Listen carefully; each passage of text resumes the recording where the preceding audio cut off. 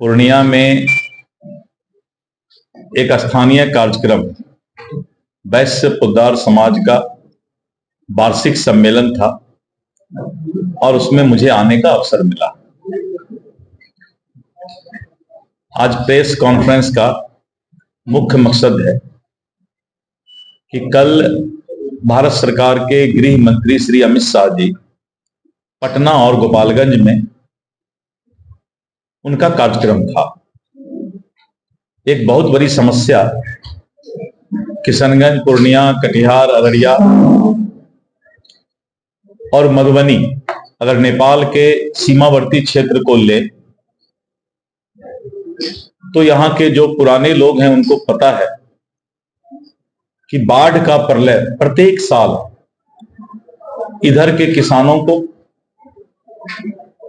और यहां के आम लोगों को झेलना पड़ता है। लाखों एकड़ की खेती बाढ़ के प्रकोप में और फसल नष्ट हो जाता है। आज से 15 वर्ष पहले एक महानंदा बेसिन प्रोजेक्ट और उसमें सैकड़ों करोड़ रुपया इस बाढ़ से निजात के लिए मिला था, लेकिन कटिहार से काम शुरू हुआ और हाथी के दांत के तरह वो 200 करोड़ से ज्यादा रुपया कहां समा गया, किस मुंह में समा गया, पता नहीं चला। और इस क्षेत्र के लोग प्रत्येक वर्ष बाढ़ से त्राहित होते रहे। करीब 2 वर्षों से बिहार सरकार के अनुरोध पर भारत सरकार की टीम इस बात को लेकर एरियल सर्वे और धरातल पर सर्वे कर रही थी और बाद में देखा गया कि क्या इस बाढ़ के पानी को हम सिंचाई के लिए संग्रह करके किसानों के जमीन की सिंचाई में उपयोग कर सकते हैं क्या। और भारत सरकार ने करीब 11,000 करोड़ रुपया का कोसी मेची लिंक प्रधानमंत्री सिंचाई परियोजना का अपने बजट में प्रावधान किया और आज से 4 दिन पहले इस परियोजना के लिए कैबिनेट ने राशि भी निर्गत कर दी। नेपाल से आने वाले और कोसी मेची नदी में जो पानी आता है और जिससे बाढ़ का प्रकोप होता है, अगर आप उसका एरियल मैप देखेंगे तो किस तरह से उस पानी को बाढ़ के समय हम संग्रह कर लेंगे और संग्रह करके कोसी और मेची दोनों नदी को आपस में हम जोड़ रहे हैं और उससे करीब 7 लाख 6 लाख से ज्यादा यानी करीब करीब 7 लाख हेक्टेयर जमीन का जो है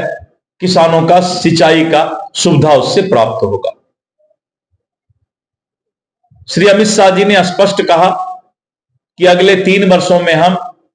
बिहार को बाढ़ मुक्त करेंगे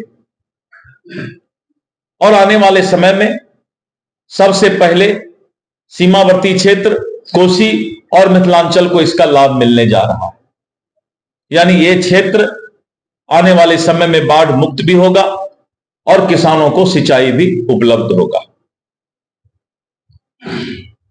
दूसरा, जो गलगलिया फारबिसगंज रेलवे लाइन का प्रोजेक्ट है और जो कि आगे दरभंगा, मिथिलांचल और होते हुए आगे बढ़ेगा, इस रेलवे परियोजना को भी जल्द से जल्द पूरा करने का केंद्र सरकार ने निर्देश दिया है। और उसके साथ साथ बॉर्डर रोड जो गलगलिया से शुरू होता है, बॉर्डर रोड, और अररिया के अगर सिकटी, पलासी और उसके आगे नरपतगंज बढ़ते जाइए, जो पहले डोम रोड कहलाता था, बनारस के राजा डोम का जो एक रोड था, और वही रोड आज जो है बॉर्डर रोड के रूप में विकसित हो रहा है।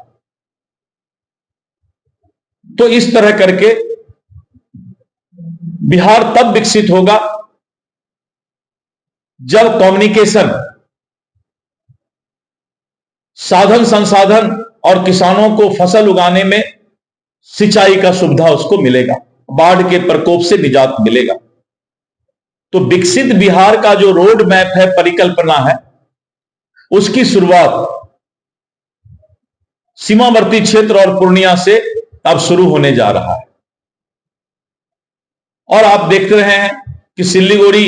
गोरखपुर 6 लेन जो ग्रीनफील्ड रोड है, पटना पूर्णिया एक्सप्रेस हाईवे बनने का जो अभी प्रोजेक्ट आया है, इन सब चीजों से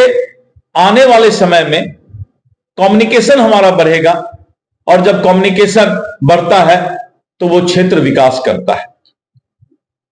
और बिहार सरकार ने बहुत बड़ा फैसला लिया है कि शिव सर्किट,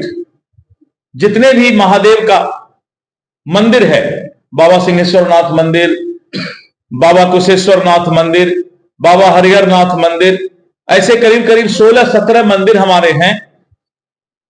जिसको पर्यटक स्थल के रूप में आस्था का केंद्र डेवलप किया जाएगा। इसीलिए एक एक मंदिर को 50 करोड़ रुपए का राशि, करीब 44 करोड़ का राशि, कहीं 46 करोड़ का राशि, कहीं 123 करोड़ का राशि, और इस तरह करके शिव सर्किट को भव्य और विशाल बनाने का भी जो है बिहार सरकार ने अपने बजट में पैसा कैबिनेट से पास करके प्रावधान कर दिया है। बगल के सिंहेश्वर स्थान में, बगल के कुशेश्वर स्थान समस्तीपुर दरभंगा के आसपास जो है हरिहरनाथ बाबा का जो आप सोनपुर में देख रहे हैं, इन सब का बृहद विकास किया जाएगा। तो पर्यटन स्थल भी डेवलप हो और इसके साथ साथ आस्था का केंद्र भी आगे बढ़े। तो इन सब चीजों पर बिहार सरकार काम कर रही है।